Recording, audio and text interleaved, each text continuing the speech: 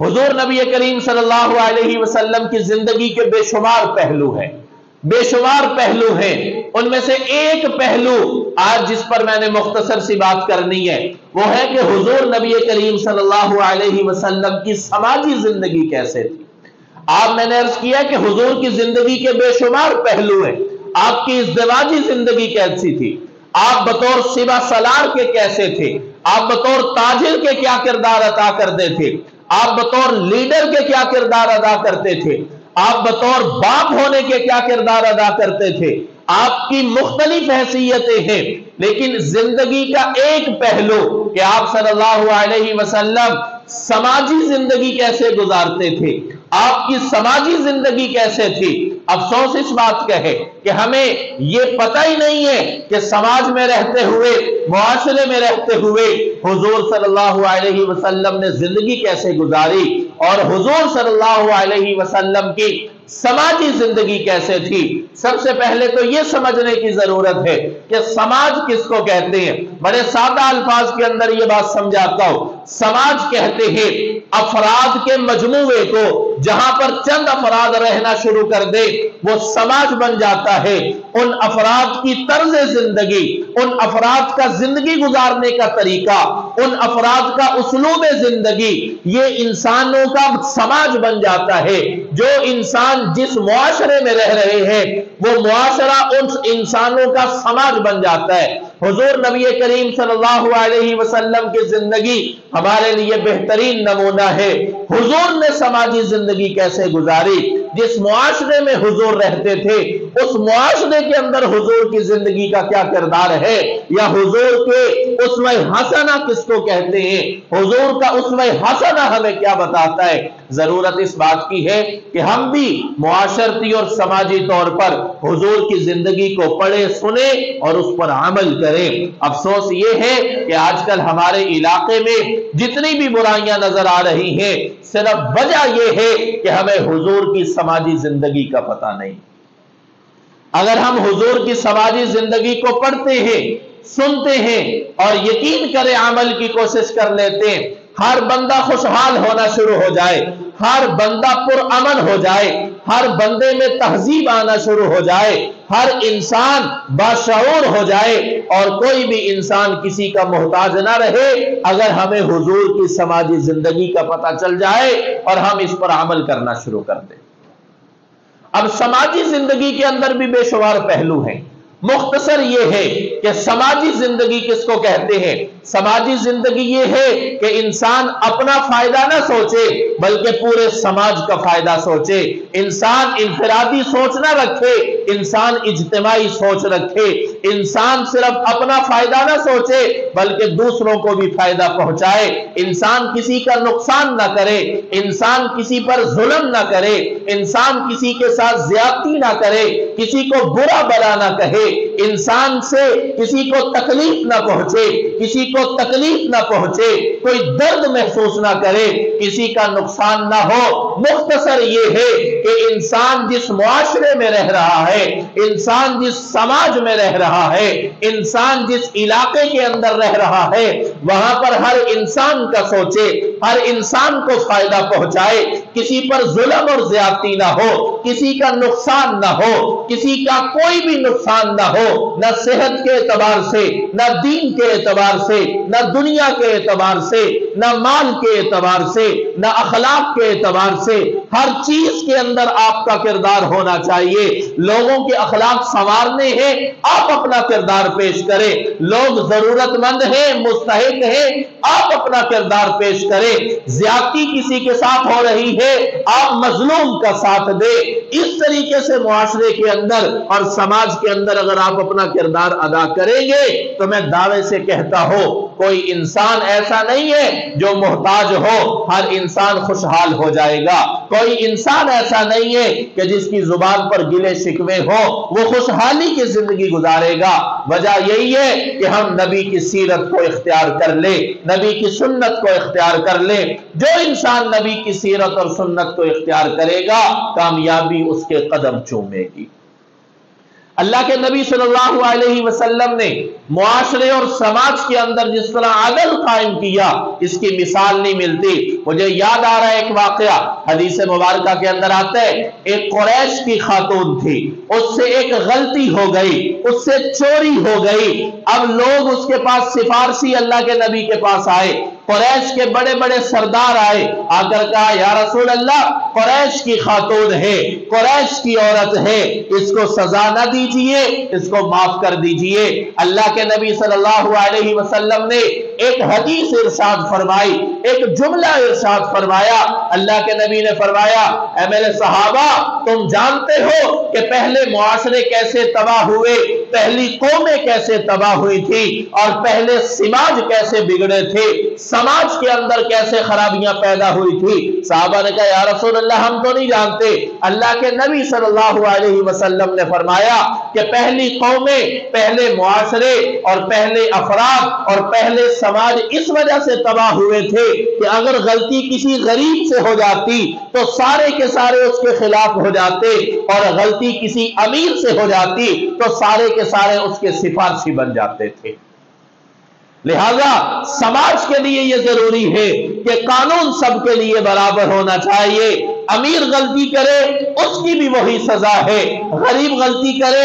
اس کی بھی وہی سزا ہے، قانون سب کے لیے برابر ہو، عدل معاشرے کے اندر قائم ہو تو سماج خود بخود بہتر ہو جاتا ہے۔ آج کل ہمارے حالات میں کیا ہو رہا ہے، آج کل ہمارے زمانے میں کیا ہو رہا ہے، جہاں ہم زندگی گزار رہے ہیں، امیر کے لیے قانون اور ہے، غریب کے لیے قانون اور ہے، شہری کے لیے قانون اور ہے، دیہات میں رہنے والے کے لیے قانون اور ہے۔ قلم بک رہے ہیں، فیصلے بک رہے ہیں، انصاف بک رہا ہے، رشوتیں لی جا رہی ہیں، رشوتیں عام ہوتی جا رہی ہیں۔ چند ٹکے کسی کے ہاتھ میں تھما دو، اپنی مرضی کا فیصلہ کر لو، جس کو چاہو جیل میں بند کروا دو، جس کو چاہو آزادی دلوا دو۔ لوگ عام جو ہے وہ یہ کام کر رہے ہیں، برائی کا دروازہ کھولا ہوا ہے، نبی کی سنت کو نظر انداز کیا جا رہا ہے۔ نبی کے وہ سارے طریقے اور ارشادات جو اللہ کے نبی صلی اللہ علیہ وسلم نے سماج اور معاشرے کو سنوارنے کے لیے بتائے یا کر کے دکھائے، ان سارے ارشادات کو اور یا ان ساری سنتوں کو نظر انداز کر کے اللہ کے نبی صلی اللہ علیہ وسلم کی سنتوں کو ذبح کیا جا رہا ہے۔ یہی وجہ ہے کہ معاشرے کے اندر عدل نہیں ہے، یہی وجہ ہے کہ معاشرے کے اندر انصاف نہیں ہے، یہی وجہ ہے کہ امیر کے لیے قانون اور ہے، غریب کے لیے قانون اور ہے، عدالتیں بک رہی ہیں۔ میرے بھائی، ضرورت اس بات کی ہے کہ ہم اپنے آپ کو سنوارے، یہ عہد کر لے کہ ہم نے سماج کے اندر مثبت کردار ادا کرنا ہے، میں نے اپنے معاشرے کے اندر مثبت کردار ادا کرنا ہے، میں نے اپنے ملک کی حفاظت کرنی ہے۔ جہاں پر خرابی آپ کو نظر آئے آپ اس خرابی کا حصہ نہ بنے۔ اگر کوئی آپ سے رشوت مانگ رہا ہے تو آپ اللہ پر چھوڑ دیں اور یہ نیت کر لیں کہ میرا نقصان ہوتا ہے ہو جائے، میں نے رشوت نہیں دینی، رشوت دے کر میں نے اپنا کام نہیں کروانا۔ اگر اللہ نے میرے مقدر میں یہ لکھا ہوا تو بغیر رشوت کے یہ میرا کام ہو جائے گا، اور اگر اللہ کو منظور نہیں ہے تو پھر میں لاکھوں نہیں کروڑوں بھی رشوت دے دوں تو یہ چیز مجھے مل نہیں سکتی، میرے مقدر میں نہیں ہو سکتی۔ اس لیے اللہ کی ذات پر فیصلہ چھوڑ دیجئے، معاشرے کو سنواریے، معاشرے کو بہتر کیجئے، انفرادی سوچ نہ رکھے، سب کی سوچ رکھے، اجتماعی سوچ رکھے، سب کا بھلا سوچے۔ اللہ کے نبی صلی اللہ علیہ وسلم نے فرمایا خیر الناس من ينفع الناس، کہ تم میں سے بہترین انسان وہ ہے جو دوسروں کو فائدہ پہنچائے، جو دوسروں کو نفع پہنچائے، جس کی سوچ کے اندر یہ بات ہو کہ اس کام کے اندر میرے اکیلے کا فائدہ ہے، لیکن اگر یہ کام میں ایسے کر لوں تو میرے پورے پڑوسیوں کا فائدہ ہو جائے گا، پورے محلے کا فائدہ ہو جائے گا، پورے علاقے کا فائدہ ہو جائے گا، تو علاقے کے فائدے کو سوچئے گا، اجتماعی سوچ رکھیے گا۔ اللہ کے نبی نے یہی اپنی امت کو کر کے بتایا ہے، یہی اپنی امت کو سکھایا ہے کہ لوگوں کا فائدہ کرنا چاہیے، لوگوں کا فائدہ سوچو، لوگوں کو فائدہ پہنچاؤ، اس سے انسان کو سکون ملتا ہے۔ جب کوئی ضرورت مند ہو، جب کوئی بھوکا پیاسا ہو، جب کوئی ننگا ہو اور آپ کو اللہ یہ توفیق دے دے किसी भूखे को खाना खिलाने की, किसी प्यासे को पानी पिलाने की, किसी जरूरतमंद की जरूरत को पूरा करने की, किसी बीमार का इलाज करवाने की। तो जब आप खाना खिलाते हैं, पानी पिलाते हैं, जरूरतमंद की जरूरत को पूरा करते हैं, हाजतमंद की हाजत को पूरा करते हैं, या किसी बीमार का इलाज करवाते हैं, उसके बाद जो उसके जुबान से दुआएं निकलती हैं, मैं दावे से कहता हूं, अगर इंसान सलीमुल कल्ब है, अगर इंसान सलीमुल फितरत है, तो वो पुरसुकून हो जाता है। वो जन्नत का फिजा और जन्नत का एक समा महसूस करता है कि देखो मैंने गरीब की मदद की है, मैंने जरूरतमंद की जरूरत को पूरा किया है, अल्लाह ने यह खिदमत मुझसे ली है, इस पर अल्लाह का शुक्र भी अदा करे। और उसके बाद आप महसूस करेंगे कि मैं हल्का फुल्का हो गया हूं। मैं इंसान जो है वो बिल्कुल गुनाहों से पाक हो जाता है। वो हदीस कुदसी भी है ना,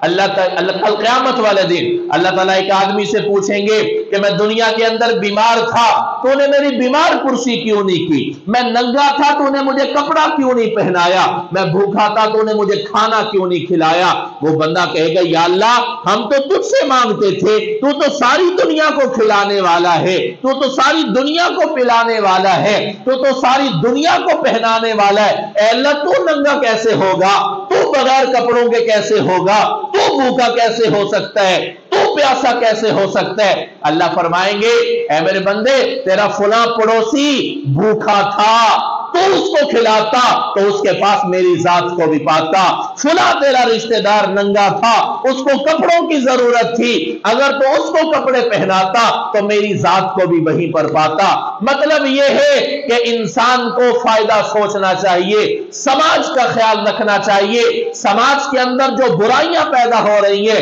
समाज के अंदर जो नौजवान बिगड़ रहे हैं, जिन अनासर की वजह से नौजवानों के अंदर खराबियां पैदा हो रही हैं, उन अनासर की निशानदही करके अपने हुक्मरान बाला को उस तरफ मुतवज्जे करना कि ये बुराइयां हो रही हैं, इन बुराइयों की वजह से नौजवान नस्ल तबाह हो रही है, नौजवान नस्ल के अंदर खराबियां पैदा हो रही है, फला जगह पर नशा बेचा जाता है, फला जगह पर यह बुराई हो रही है, फला जगह पर जिना हो रहा है, फला बुराई का मरकज बना हुआ है। यह समाजी जिम्मेदारी है हमारी, और अल्लाह के नबी की सीरत से हमें यही पता चलता है कि समाज को हमने पाक करना है, मुआशरे को हमने पाक करना है, मुआशरे को हमने संवारना है, समाज को हमने संवारना है। जहां जहां बुराइयां हो रही हैं उसकी निशानदही करके हुक्मरान बाला को बताया जाए कि ये बुराइयां हो रही हैं, हम इसको अपने मुआशरे में कबूल नहीं करते, इसको खत्म किया जाए। और हुक्मरान बाला का भी ये हक बनता है कि ये नहीं है जैसे मैंने शुरू में अर्ज की है कि वो जाएं वहां से जाकर रिश्वत के चंद टके ले, चंद पैसे ले, जेब में डाले और फिर उसी तरह बुराई होती रहे। बल्कि अल अमान वल हफीज, जो सुनने में बातें आती हैं, जो मुआशरे में बातें देखने को आती हैं, कुछ ऐसे लोग भी हमारे मुआशरे के अंदर हैं, कुछ ऐसे लोग भी हमारे मुआशरे में रहते हैं जो इन लोगों का दिफा करते हैं और इन लोगों से बत्था लेते हैं, पैसे लेते हैं, मंथली लेते हैं, और ऐसे लोगों की हिफाजत की जा रही है। मैं ऐसे लोगों के सामने यही दरखास्त करूंगा कि खुदारा मुसलमान होने के नाते, नबी का उम्मती होने के नाते, मुसलमान होने के नाते हमने मरना है, अल्लाह को जवाब देना है, नबी का हमने सामना करना है। अल्लाह के नबी की शिफाअत किस तरह तुम्हें मिलेगी जब तुम नबी की तालीमात के खिलाफ चल रहे हो? नबी ने मुआशरे को संवारने का हुक्म दिया और तुम मुआशरे के अंदर बिगाड़ का सबब बन रहे हो। और ऐसे लोग जो ऐसे लोगों की हिफाजत करते हैं, उनको भी जरा होश के नाखुन लेने चाहिए कि हमने मुआशरे में अमन कायम करना है, हमने मुआशरे को संवारना है, हमने मुआशरे के अंदर अपनी नौजवान नस्ल को संवारना है, हमने अपने समाज के अंदर ऐसे घराने जो जरूरतमंद है, जो मोहताज है, जो गरीब है, जो बेवा खानदान है, जो यतीम बच्चे हैं, हमने उसकी कफालत करनी है। सोच को महदूद ना करें, अपनी सोच को बड़ा करें। अल्लाह के नबी सल्लल्लाहु अलैहि वसल्लम की समाजी जिंदगी से हमें यही सबक मिलता है